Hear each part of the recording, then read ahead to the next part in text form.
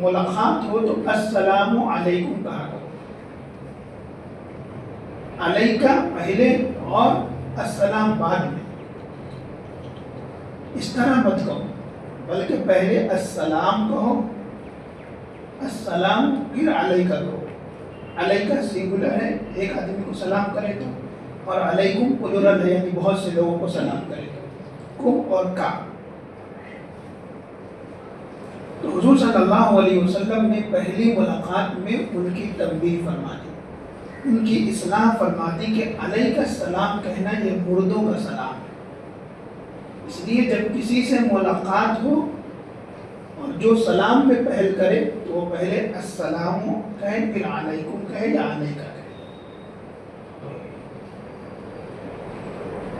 ایک صحابی کو حضور صلی اللہ علیہ وسلم نے ایک کلمہ سکھایا تھا کہ قل آمنت بکتابک الذی انزلت ونبیک الذی ارسلت، کہ آپ کہو کہ میں ایمان لایا اس کتاب پر جو آپ پر نازل ہوئی، اور نبیک الذی ارسلت،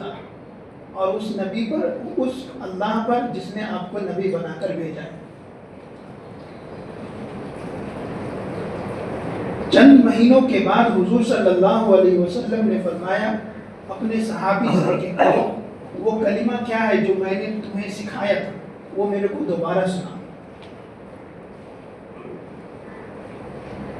تو اس صحابی نے بیچ میں ایک کلمے کو بدل دیا، انہوں نے کہا آمنت باللہ، آمنت بکتابک الذی انزلت، میں اس کتاب پر ایمان لایا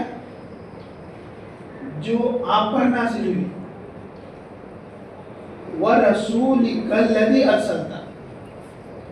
اور اس اللہ پر ایمان لایا جس نے آپ کو رسول بنا کر بھیجا۔ تو آپ صلی اللہ علیہ وسلم نے فرمایا کہ میں نے رسول نہیں کہا تھا، نبی کہا تھا،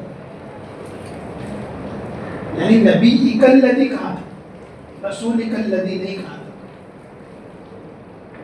حضور صلی اللہ علیہ وسلم کے جو الفاظ ہوتے ہیں اس کو عمل میں لانا، اس کے ذریعے سنت کو زندہ کرنا، اس میں نورانیت ہوتی ہے، اس میں روحانیت ہوتی ہے،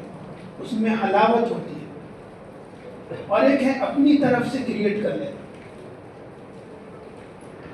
جیسے حضور صلی اللہ علیہ وسلم کی یہ سنت ہے کہ کسی مسلمان سے ملو تو سلام کرو، اور رخصت ہو تو بھی سلام کرو، اس کے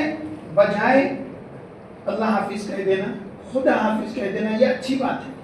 لیکن یہ سنت نہیں۔ اللہ حافظ یعنی اللہ تمہاری حفاظت کرے، کتنی اچھی بات ہے۔